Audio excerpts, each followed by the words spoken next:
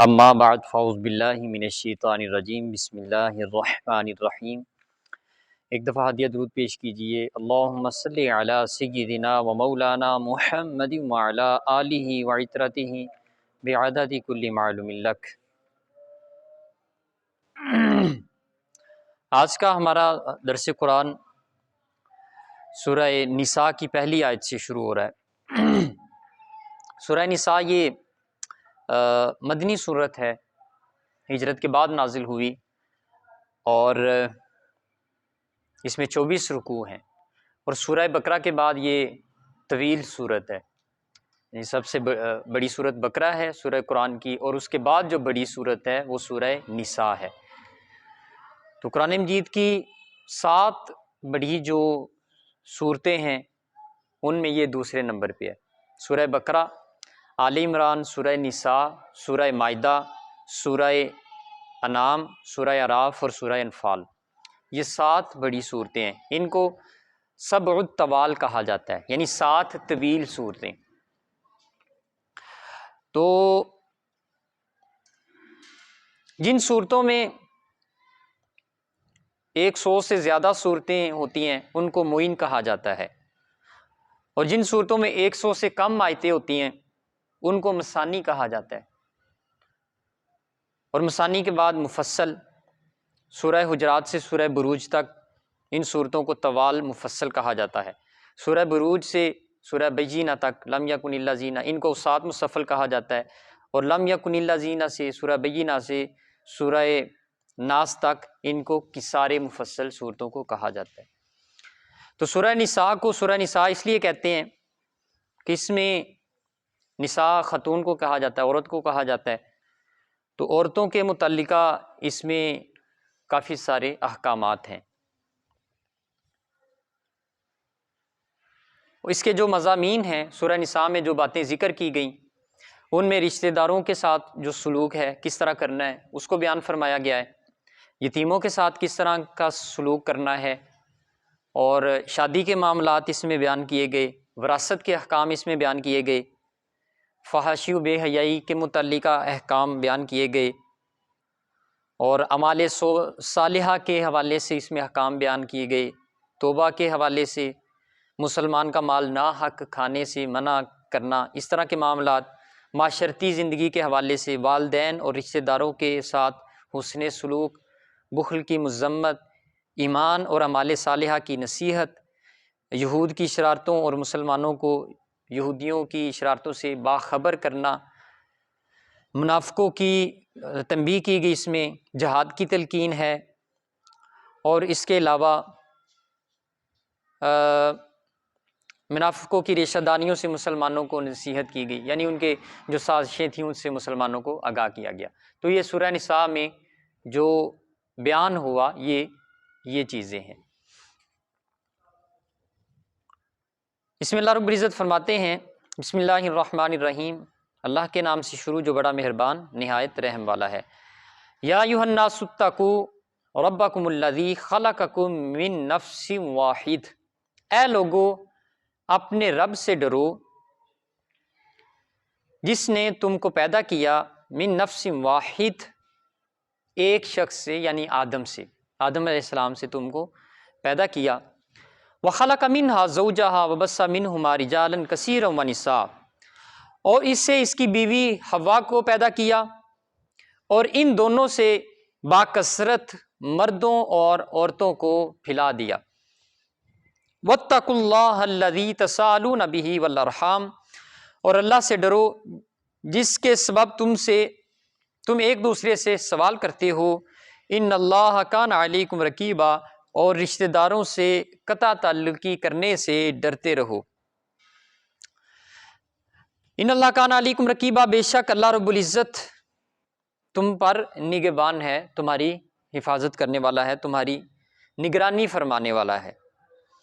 تو اس آیت کا جو شان نزول ہے اس کے حوالے سے حضرت انس بن مالک رضی اللہ تعالیٰ عنہ آپ بیان کرتے ہیں کہ 2 غلام آپس میں لڑ رہے تھے، ان میں سے ایک حبشی تھا، دوسرا نبتی تھا۔ یہ عرب کا ایک قبیلہ تھا، اس کو نبت کہا جاتا ہے، تو ان کا غلام تھا. تو یہ دونوں لڑ رہے تھے اور پھر ایک دوسرے کو برا بلا کہنا شروع ہو گئے. نبطی نے حبشی کو کہا تم حبشی ہو، ذات کی وجہ سے اس کو نیچا دکھانے کی کوشش کی. اس نے اس دوسرے کو کہا کہ تم بھی کوئی اونچے خاندان سے تعلق رکھنے والے نہیں ہو، تم بھی کمی ہو. تو اس طرح ایک دوسرے کو وہ طعن و تشنیع کر رہے تھے. اتنے میں حضور علیہ الصلوۃ والسلام تشریف لے کر آئے اور فرمایا کہ ایسا نہ کہو، ایک دوسرے کو ایسا نہ کہو. اب یہ حضور علیہ الصلوۃ والسلام فرما رہے ہیں کہ تم ایک دوسرے کو ایسا نہ کہو، تم دونوں اصحاب محمد میں سے ہو، تم دونوں محمد صلی اللہ علیہ وسلم کے صحابی ہو. اب تم میں اونچ نیچ ختم ہوگی ہوئی ہے، تو یہ تانے دینا بند کرو. اس کے ساتھ ہی یہ آیت نازل ہوئی کہ تم سب ایک مرد سے پیدا ہوئے، اس کے بعد اللہ رب العزت نے تمہاری نسلوں کو بڑھایا، تو بطور انسان تمہیں ایک دوسرے کے اوپر کوئی فضیلت نہیں. جو قبیلے بنائے، وَجَعَلْنَاكُمْ شُعُوبًا وَقَبَائِلَ لِتَعَارَفُوا، قبیلے اس لیے بنے کہ تاکہ تمہارا تعارف بن جائے، صرف تعارف کے لیے. جو ذاتیں ہیں ان کو متعارف کروایا تعارف کے لیے کہ یہ فلاں قبیلے سے تعلق رکھتا ہے. یہ صرف تعارف تک محدود ہے، اس سے آگے کوئی بات نہیں ہے. اس سے آگے کوئی بات نہیں کہ میرا فلاں ذات سے تعلق ہے تو میں اس لیے صاحب عزت ہوں، یہ نہیں. یہ شریعت میں اس کا کوئی تصور نہیں ہے. ان اکرمکم عند اللہ اتقاکم، اللہ کے نزدیک صاحب عزت وہی ہے جو تقوی میں زیادہ ہے، تقوی میں جو بڑا ہوا ہے. تو یہ اسلام نے بنیادی حقوق جو ہیں وہ انسان کو عطا فرمائے ہیں. آج جو ہمیں انسانیت کا درس دیتے ہیں، امریکہ میں کچھ سالوں تک، یہ 1800 کی دہائی کے اینڈ تک یہ رواج رہا کہ وہاں جو کولر لگے ہوتے تھے روڈوں پہ، اس پہ 2 گلاس رکھے ہوتے تھے. ایک پہ لکھا ہوتا تھا یہ فور وائٹ رائس، یہ گوروں کے لیے ہے. دوسرے پہ لکھا ہوتا تھا فور بلیک رائس، یہ کالوں کے لیے ہے. یہ گوروں کے لیے، یہ کالوں. 2 گلاس علیحدہ پڑے ہوتے تھے. اگر کالا گورے کے گلاس سے پانی پی لیتا تھا تو اس کو سزا دی جاتی تھی کہ اس نے خلاف ورزی کی ہے. یہ تو ہماری شیان شان ہی نہیں کہ جس گلاس سے یہ پانی پیے اس سے ہم پئیں. وہ اب تک یہ کرتے رہے جو آج ہمیں یہ درس دیتے ہیں انسانیت کا. تو یہ تو 1400 سال پہلے حضور علیہ الصلوۃ والسلام نے درس عطا فرمایا. جو خطبہ حجۃ الوداع آپ نے ارشاد فرمایا، اس میں واضح طور پہ یہ کہا کہ کسی بھی عربی کو اجمی پر فضیلت نہیں، کسی بھی گورے کو کالے پر فضیلت نہیں. سب اللہ کی نظر میں ایک جیسے ہیں، برابر ہیں. تو حضرت بلال حبشی رضی اللہ تعالیٰ عنہ، آپ جب حضور علیہ الصلوۃ والسلام کی زیر تربیت تھے تو آپ ایک دن مسجد کے باہر کھڑے ہوئے تھے تو حضرت ابو ذر غفاری رضی اللہ تعالیٰ عنہ آپ کے ساتھ تلخ کلامی ہوئی. حضرت ابو ذر ایک خاندانی رئیس تھے، صاحب مال و دولت، مال و ثروت تھا. ابو ذر کا معنی ہوتا ہے مال و دولت والا. ابو ذر کا معنی یہ ہوتا ہے ذر والا، مال و دولت. ان کا لقب بھی اسی وجہ سے مشہور ہوا تھا کہ ان کے پاس مال و دولت بہت تھا. تو ابو کا معنی ہوتا ہے والا، باپ ہی معنی نہیں مراد ہوتا. ابو کا معنی والا ہوتا ہے، جیسے ابو تراب مٹی والا، ابو ہریرہ بلیوں والا. تو ان کا یہ لقب ابو ذر تھا. تو تلخ کرامی کے جب وہ بڑھتی چلی گئی تو حضرت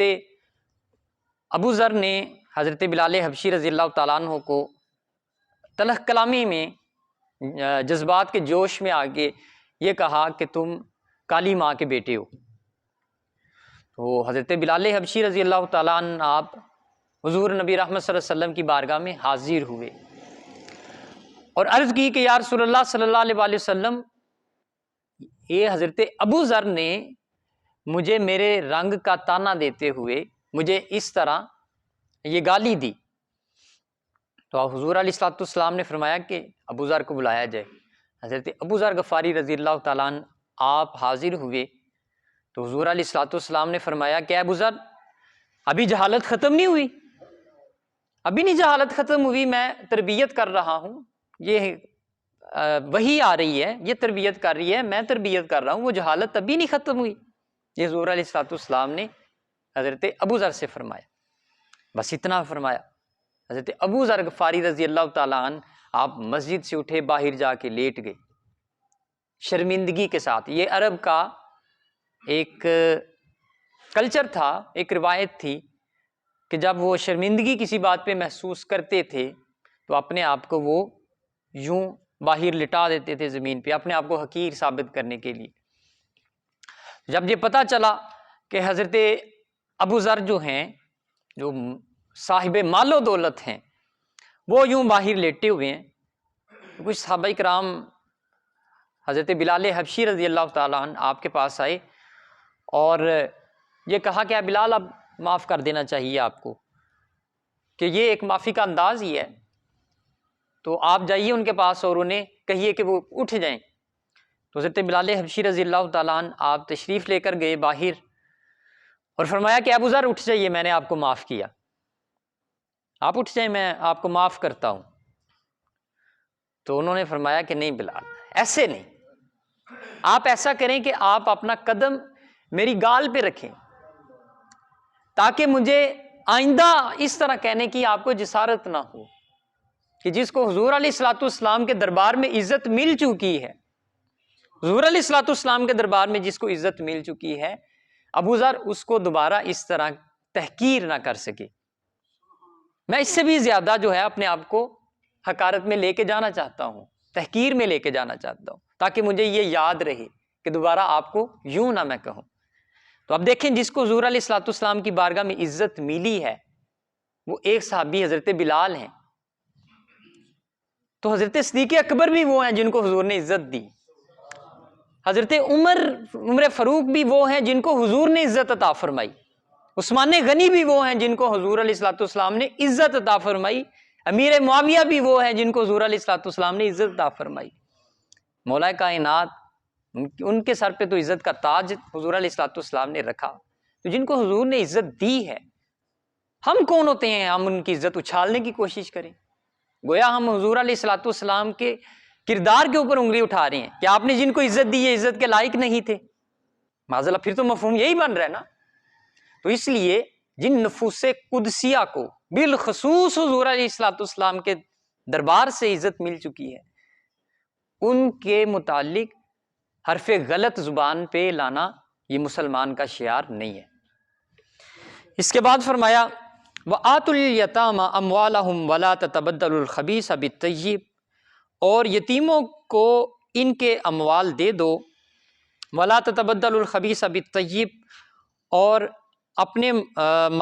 اپنے خراب مال کو ان کے اچھے مال کے ساتھ تبدیل نہ کرو،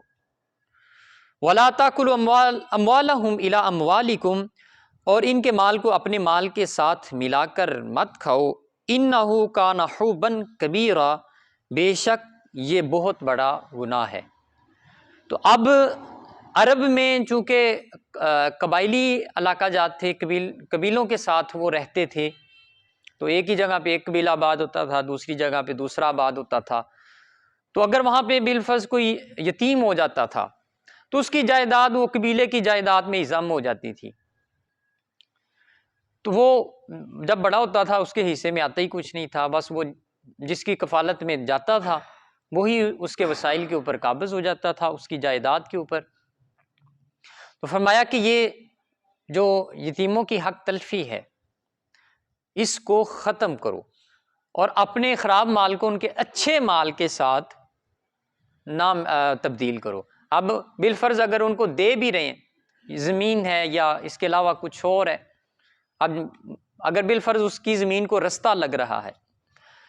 تو وہ رستے والی خود رکھ لی، اس کو پیچھے دے دی کہیں، یا جس کے قریب پانی ہے، پانی کا کنواں قریب ہے، وہاں سے خود رکھ لی، اس کو کہیں اور سے دے دی۔ تو کہا کہ اگر ان کا اچھا مال ہے تو پھر یہ بھی کوشش نہ کرو کہ اس کو کچھ ناقص دے کے ٹرخا دو اور اس کے اچھے مال پہ قابض ہو جاؤ۔ تو بہرحال یتیم کے حوالے سے کئی مسائل ہیں، اگر وہ کفالت میں آ جاتا ہے۔ اگر آپ صاحب ثروت ہیں تو آپ اپنی طرف سے اس کے اوپر سرمایہ خرچ کر سکتے ہیں، یہ ایک اچھا عمل ہے۔ لیکن اگر آپ میں حیثیت نہیں تو اس کی جو وراثت ہے اس میں سے اس کے اوپر خرچ کیا جا سکتا ہے، اور جو بچ جائے جب وہ بالغ ہو جائے پھر اس کے حوالے کر دیا جائے۔ وَإِنْ خِفْتُمْ أَلَّا تُقْسِطُوا فِي الْيَتَامَى فَانكِحُوا مَا طَابَ لَكُم مِّنَ النِّسَاءِ مَثْنَىٰ وَثُلَاثَ وَرُبَاعَ، اور اگر تمہیں یہ اندیشہ ہو کہ تم یتیم لڑکیوں میں انصاف نہ کر سکو، فَانكِحُوا تو تمہیں فَانكِحُوا مَا طَابَ لَكُم مِّنَ النِّسَاءِ تو تمہیں جو عورتیں پسند ہو ان سے نکاح کرو۔ یعنی اگر کوئی یتیم بچی جو ہے وہ آپ کی کفالت میں آتی ہے اور وہ ان رشتوں میں نہیں کہ جن کے ساتھ اللہ رب العزت نے نکاح کو حرام کی قرار دیا، تو اس کے ساتھ یہ نکاح کے متعلق کہا کہ بہتر یہ ہے کہ آپ اس کے ساتھ کر دیں، یا اگر آپ کی کفالت میں یتیم بچی ہے اور آپ اپنے کسی بیٹے بھتیجے کے ساتھ کرنا چاہیں تو یہ حسن عمل ہے، اچھا عمل ہے۔ لیکن کہا کہ وَإِنْ خِفْتُمْ أَلَّا تُقْسِطُوا اگر تمہیں خدشہ ہے کہ آپ انصاف نہیں کر سکیں گے فِي الْيَتَامَى ان یتیم بچیوں کے ساتھ، فَانكِحُوا مَا طَابَ لَكُم پھر جو تمہیں عورتیں پسند ہوں ان کے ساتھ نکاح کرو، من النساء عورتوں میں سے جو پسند ہوں ان کے ساتھ نکاح کرو، مثنا 2 و ثلاثہ 3 و رباع یا 4، یعنی یہاں پہ اس آیت سے جو ازواج کی تعداد ہے اس کو بیان فرمایا اور 4 تک حد بیان کی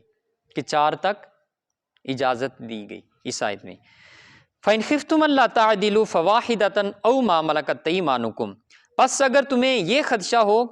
کہ تم ان میں عدل نہ کر سکو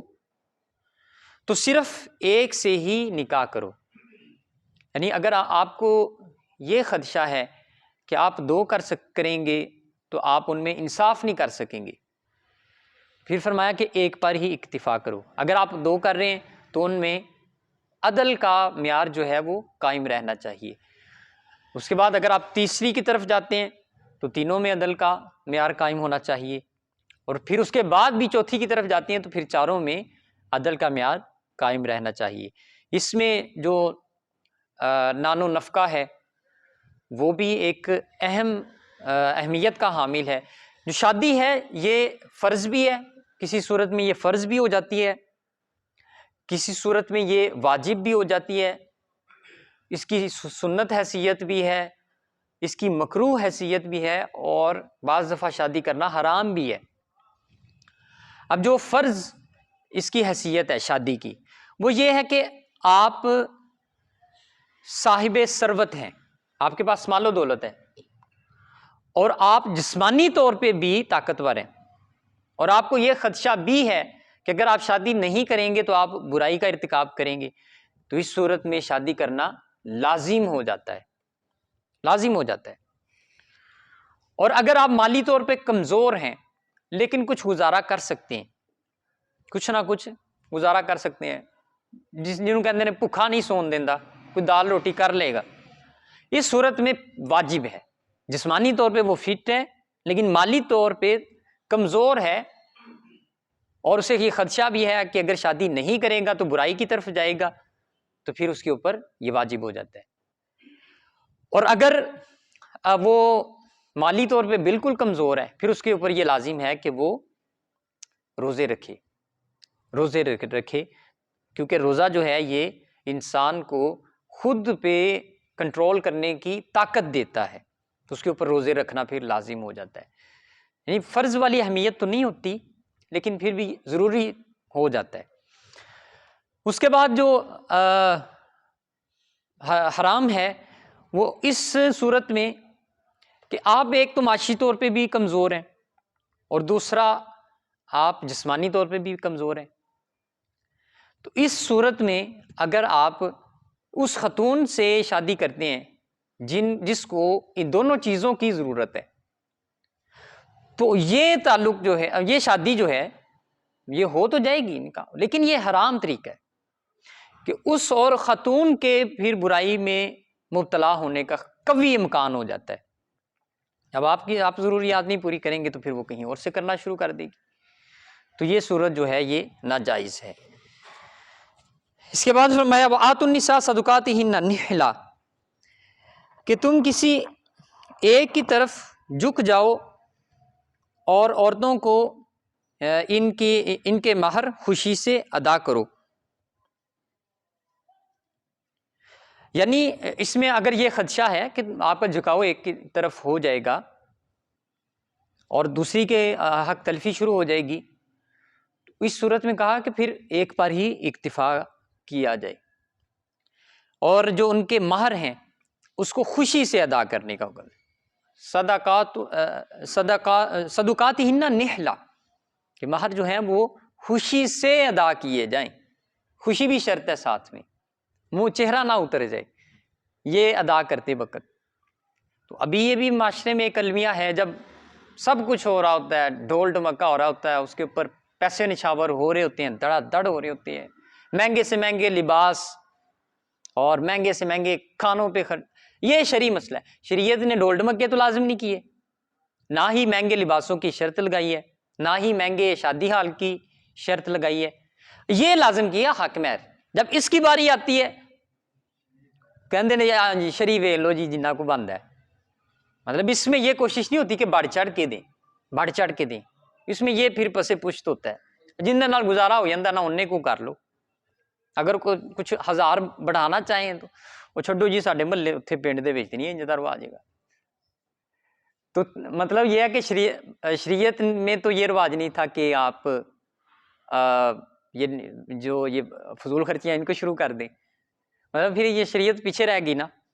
شریعت سے نہیں لے رہے آپ، تربیت جو ہے وہ شریعت سے نہیں لے رہے، جو کچھ معاشرے میں ہو رہا اس سے لے لیں، اب کہ ہماری تربیت کا ماخذ جو ہے وہ یہ ہونا چاہیے۔ فَإِن طِبْنَ لَكُمْ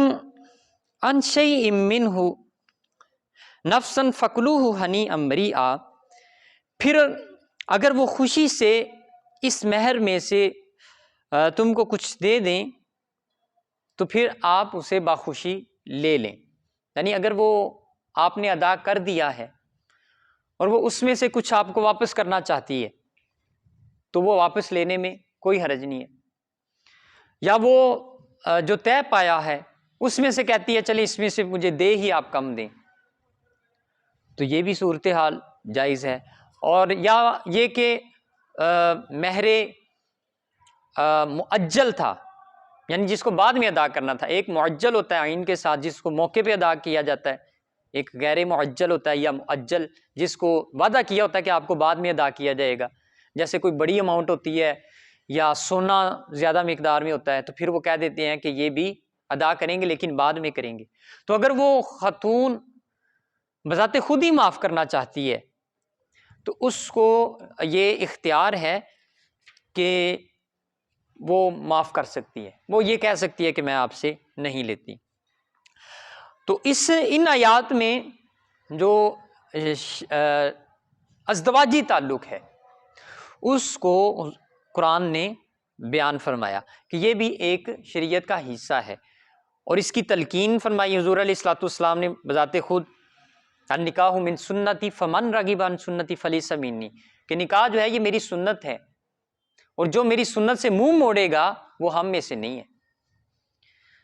حضرت انس بن مالک رضی اللہ تعالیٰ عنہ روایت کرتے ہیں کہ نبی اکرم صلی اللہ علیہ وسلم کی ازواج کے حجروں کے پاس 3 شخص آئے اور انہوں نے حضور نبی کریم صلی اللہ علیہ وسلم کی عبادت کے متعلق سوال کیا، یعنی یہ ازواج مطہرات کے مسجد نبی کے ساتھ ہی حجرے ہوا کرتے تھے، تو پس پردہ یہ بھی ازواج مطہرات سے بھی صحابہ کرام کے کچھ سوالات ثابت ہیں کہ وہ ازواج مطہرات سے بھی پوچھ لیتے تھے صحابہ کرام۔ تو انہوں نے دور سے آئے تھے، کہیں حضور نبی رحمت صلی اللہ علیہ وسلم موجود نہیں تھے، انہوں نے کہا کہ آپ حضور علیہ الصلوۃ والسلام کے معمولات کے متعلق بتائیے. تو ان کو حضور نبی رحمت صلی اللہ علیہ وسلم کے معمولات کے متعلق بتایا گیا کہ آپ یوں عبادت کرتے ہیں، رات کا اتنا حصہ عبادت میں گزارتے ہیں، اتنا آرام میں گزارتے ہیں، پھر دن کے اوقات میں حضور علیہ الصلوۃ والسلام کے یہ معمولات ہوتے ہیں. جو بھی حضور علیہ الصلوۃ والسلام کے شب و روز کے معمول تھے وہ ان کو بیان کیے گئے. ان میں سے ایک نے کہا کہ جو عمل ہے حضور علیہ الصلوۃ والسلام کا، جتنی محنت سے وہ یہ اعمال کرتے ہیں، یہ ہمارے لیے تو بڑا مشکل کام ہے کہ وہ چند پہری آرام کرتے ہیں، چند گھڑیاں آرام کرتے ہیں، رات بھی عبادت میں گزارتے ہیں، دن کی بھی بڑی سخت روٹین ہوتی ہے. تو ہم حضور علیہ الصلوۃ والسلام کی ان عبادات کے اوپر عمل کرنے کے لیے رات کو، ایک نے کہا کہ میں اب آج سے اپنے اوپر رات کی نیند کو حرام کرتا ہوں، یعنی رات کو اب میں نے سونا نہیں، میں عبادت ہی کیا کروں گا. دوسرے نے کہا کہ اب میں اپنے اوپر روزے کو لازم کرتا ہوں کہ میں ہمیشہ روزے سے ہی رہوں گا تاکہ میری عبادت زیادہ سے زیادہ ہو. تیسرے نے کہا کہ میں عورتوں سے الگ رہوں گا، میں شادی نہیں کروں گا، شادی سے میں اعراض کروں گا. اب یہ تینوں باتیں کر رہے تھے، اتنے میں حضور علیہ الصلوۃ والسلام بھی تشریف لے کر آ گئے اور آپ نے پوچھا ان سے کہ کیا باتیں ہو رہی ہیں. تو انہوں نے بتایا کہ یا رسول اللہ صلی اللہ علیہ وسلم، آپ کے معمولات کے حوالے سے ہمیں پتہ چلا تو آپ کی تو بڑی سخت روٹین ہے، تو آپ کی یہ سیرت کے اوپر عمل کرنا اور ساتھ میں یہ لے کے چلنا دنیا کو بھی، یہ ممکن نہیں ہے. اب ہم نے جو فیصلہ کیا ہے وہ اسی طرح کا ہی ہے، تینوں کا ہی ملتا جلتا،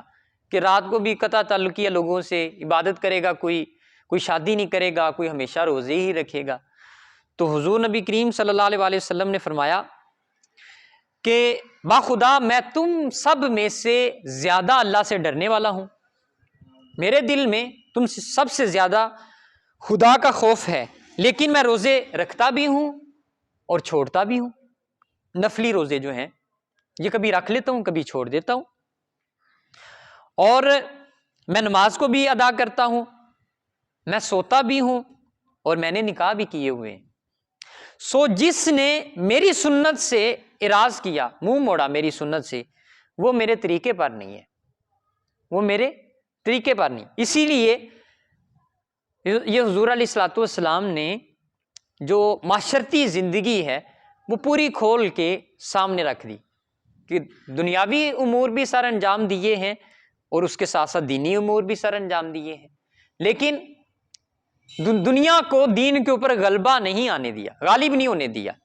بلکہ دین ہی ہمیشہ غالب رہا.